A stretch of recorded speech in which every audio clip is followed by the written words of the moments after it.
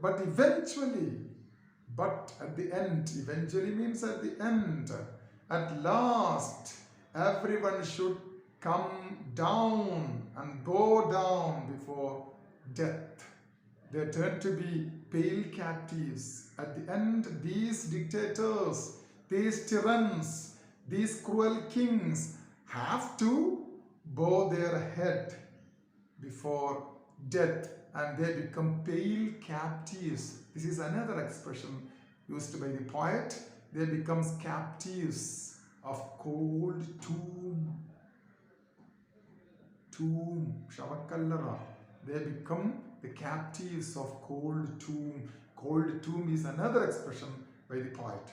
Their strong nerves and crooked head. Their strong nerves, they felt themselves to be strong.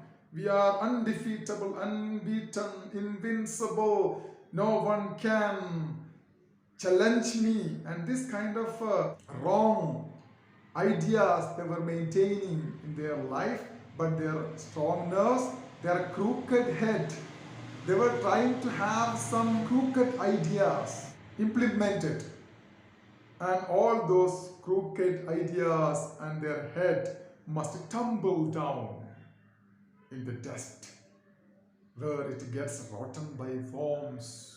In the dust, that great head, now it tumbles down into the dust where it gets, and that head is getting rotten by worms in the soil.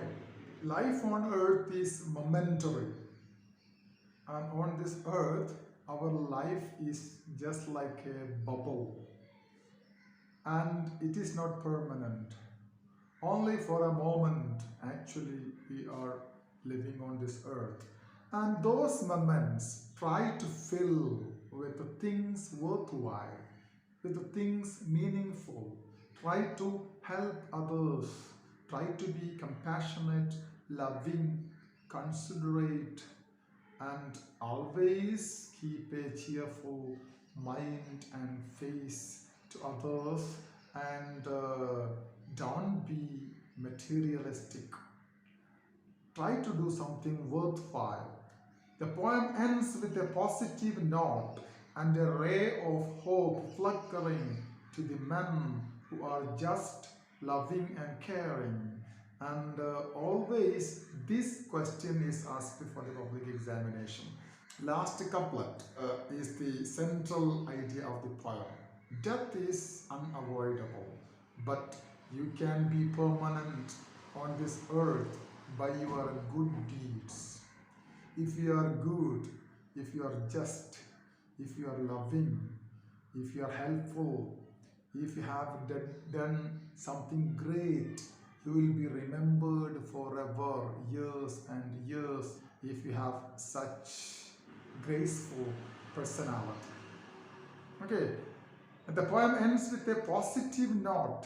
At the beginning, the poem tells you about the inevitability of death, and at the same time, at the end of the poem is giving you a certain ray of hope flickering in the mind of the man. Only those people who are just, who are loving and caring can get relaxed.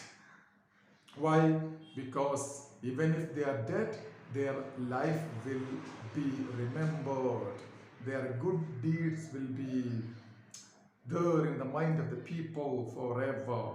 And above all, the legacy he carved in the mind of the people will blossom in the dust, spreading fragrance all around. And if you are good, the legacy he carved, he planted in the mind of the people will blossom just like a flower in the dust, even if you are dead, in the dust. And these flowers, sweet scenting flowers, will spread fragrance all around. We have striking iconic figures. We have iconic figures like Gandhiji, Mother Teresa. These are all the people we still remember. And these people set model for others to emulate, and if you are doubtful how to act to be remembered even after your death, and we have models. Gandhiji is a model, Abraham Lincoln is a model, and we have Stephen Hawking, he is a model, and Abdul Kalam, we have models, we have Jawaharlal Nehru, and such great personalities all around the world have made their own mark on this earth, and we can emulate, we can follow those people, and they have set their foot on this earth. They have set a model for us to follow their footsteps. We are a loser in life if we don't have the unshaken faith in God.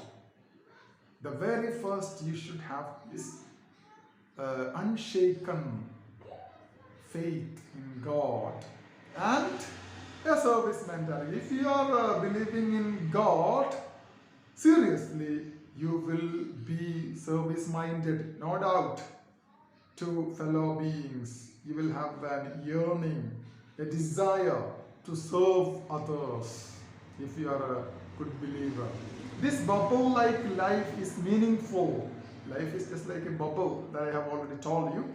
And the footprint you left here is permanent. This bubble-like life can be meaningful. You can make it meaningful. And the footprint you are walking on this earth will be permanent here and hereafter. Hereafter you will be rewarded. Hereafter means in the next life, in the next world, you will be rewarded for your good deeds if we strive hard for a perfection in life. And you strive hard, you work hard for a perfect living. Nothing is perfect, but try to be perfect. You got the idea? You can never be perfect. No one is perfect. No one is complete. But try. That a trial is taken into consideration. Okay. That trial. Don't sit idle at home. Don't sit lazy in your bedroom, always sleeping. Come out and do something worthwhile, meaningful for others and for you, and not a single fraction of the moment in your life don't waste. Okay, that is the point, because tomorrow may be your last day. That thought should be always permanent in your mind. Okay, the poem is a funeral song. That means James Shirley wrote this poem when one of his best friends died. And this poem became world famous because of its content and its idea, and the impermanence of life is depicted beautifully in this poem. And this poem is funeral song, and the poet James Shirley presents death as frightening reality. Death is presented, portrayed, depicted as a frightening, fearful, terrible reality, and an impartial reality. It is not a frightening reality, but it is an impartial. That means death comes to everyone. When the time comes, you have to go and surrender before the will of God. So it is called impartial death.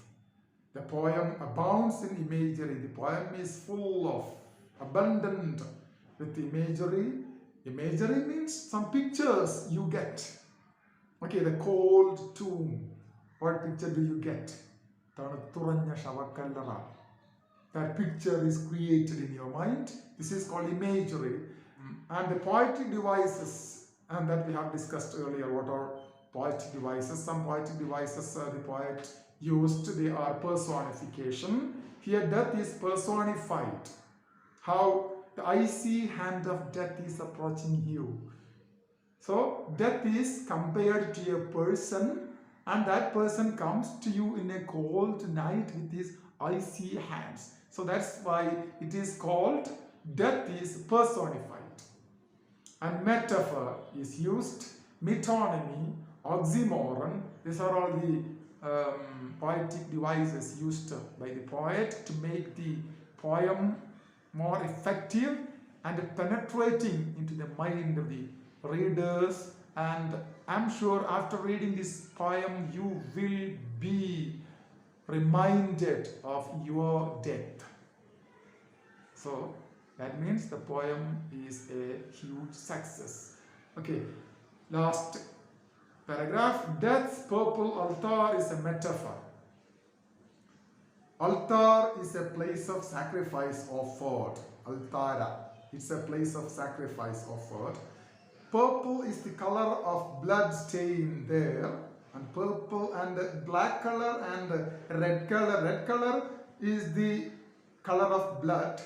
And the color red and the black color in that altar, these two are mixed and it has been converted, turned to purple color. Purple is the color of blood stain there in altar, and the purple is the color of royalty.